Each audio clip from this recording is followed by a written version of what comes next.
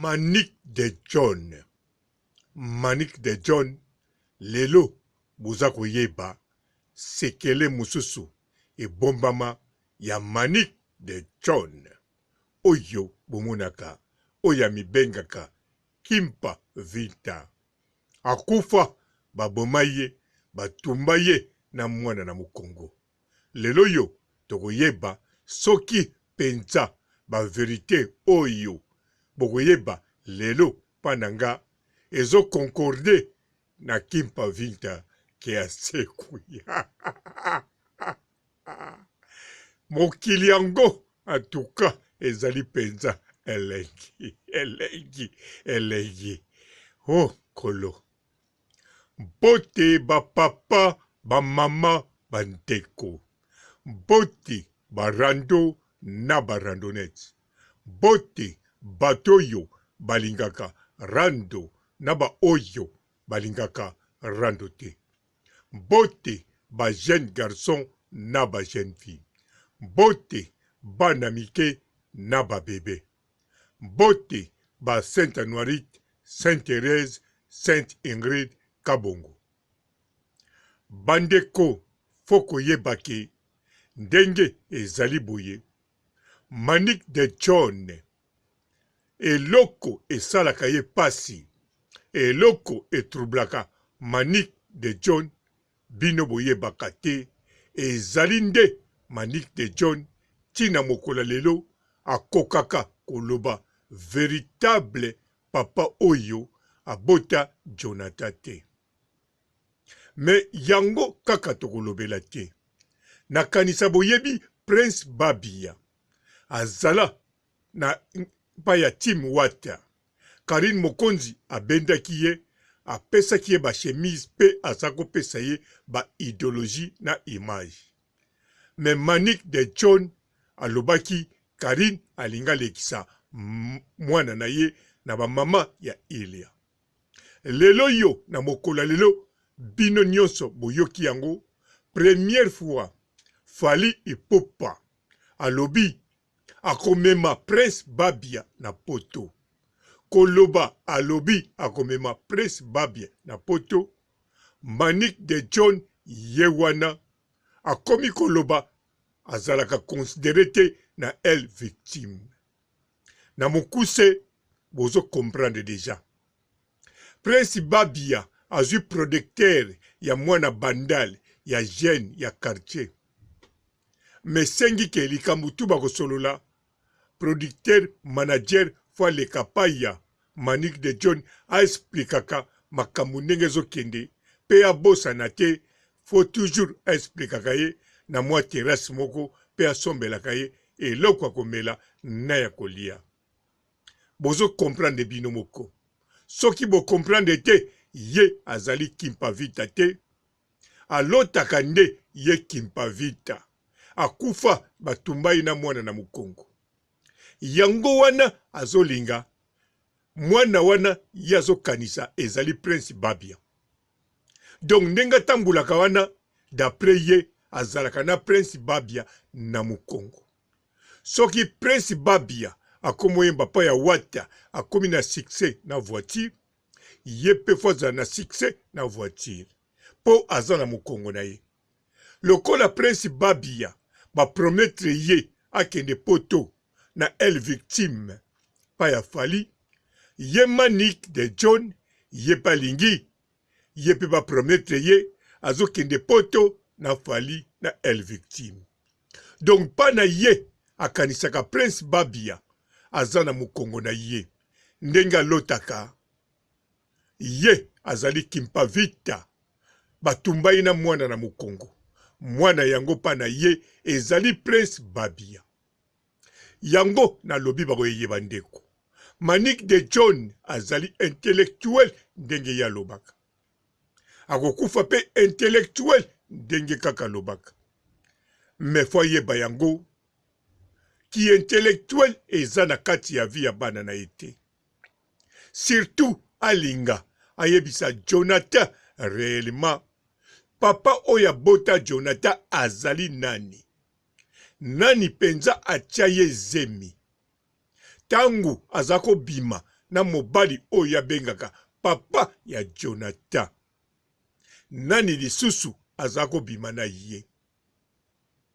Manick de John fo aloba clair oyo abima na ye na kati ya famille.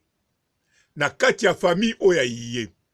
Soki Manick de John alobi yango, place wana koyebake azalaka kipa vita te, azape na mwana na mukongo te. Batumba ye pe na mwana na mukongo te. Pe akozwa kimia. Eloko akosala yango wana. Akipe ye te, ye sakoli. Ata zana no jeune, me sakoli. Bana wana nde, bazoluka basala vie. Bazala na ba vie ya famille. Bazala na basi na ndako, pe bazala na bana. Bazala na mibali na ndako, pe bazala bana. Yango wana Manick de John atika kolota. Abimisa verite oyo bombaka. Ezali verite oyo ye moko ayebi yango. Ti lelo etungisaka ye. Asali nango plus de 30 ans na mutu. Etungisaka ye. Etambulaka na mutu na ye. Tango atalaka Jonathan. Tango atalaka kotala papa ya Jonathan. Ti papa ya Jonathan akufi. Me papa ya Jonathan wana. Azala papa ya Jonathan te. Azali papa ya Jonathan na théorie. Me papa oya Jonathan ye Manick de John ayebi ye. Soki azasusu na mémoire te po aileki tan ebele pe azalaki mwana muke. Yango ekoma kotinde azala na badoute. Me a expliqué mokili. Tangu azako bima na papa ya Jonathan avazwa mukumba.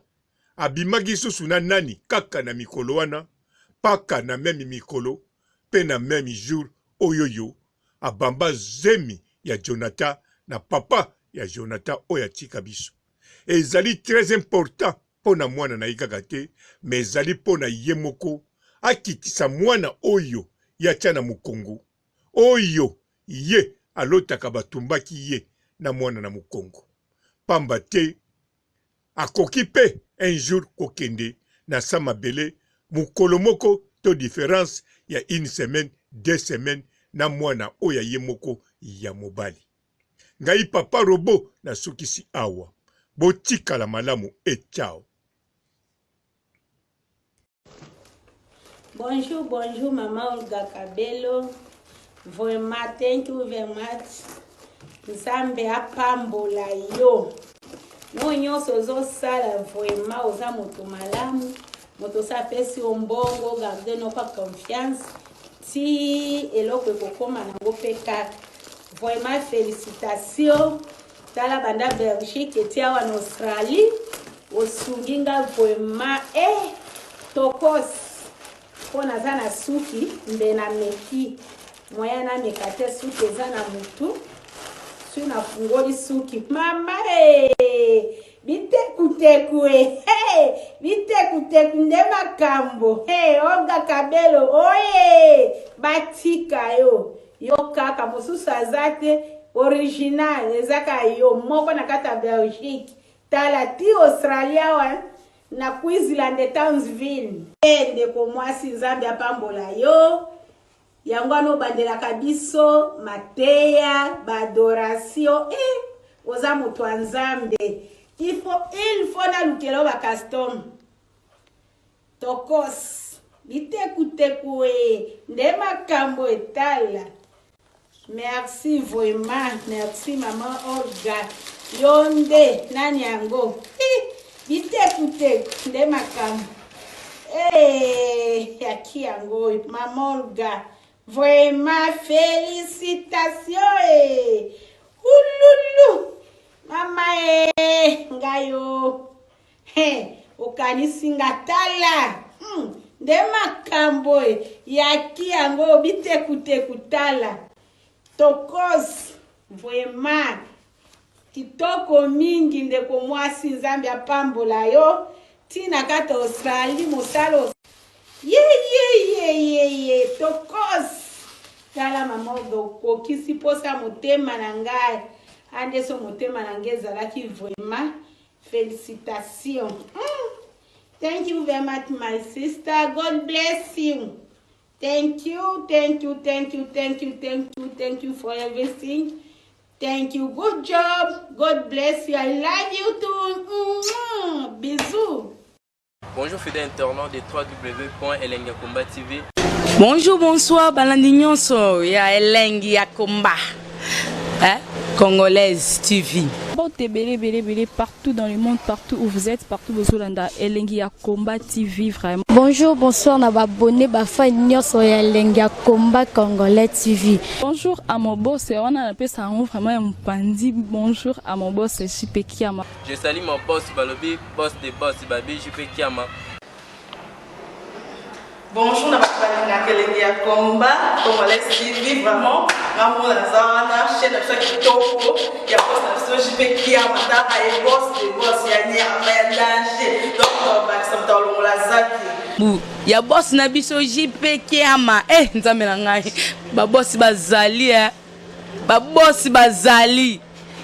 JP Kiama, le boss des boss. Napesi d'abord bonjour, tu vas mbote belé na mon boss JP Kiama, wana na kozangisa ote. Donc na ko lekate sana, napesa mon boss JP Kiama, boss des boss. Bon, belé partout dans le monde, partout où vous êtes, partout où vous êtes, Elengi ya Komba TV vraiment. Bonjour, bonsoir, na abonné bafa nyonso ya Elengi ya Komba Congolais TV. Bonjour à mon boss, on a appelé ça vraiment un pandi. Bonjour à mon boss JP Kiama. Je salue mon boss Balobi, boss des boss Babi, JP Kiama. Bonjour, na Elengi ya Komba Congolais TV vraiment. Maman la zana, chaîne de chaque kitoko, ya boss na JP Kiama, ta ay boss des boss ya ni a danger. Donc ba ça dans la zaki. Ya boss na biso JP Kiama. Nzambe na ngai. Ba boss bazali Ba boss bazali. JP Kiama, le boss des boss. Napesi d'abord bonjour, tu vas mbote belé na mon boss JP Kiama, wana na kozangisa ote. Donc na ko lekate sana, napesa mon boss JP Kiama, boss des boss.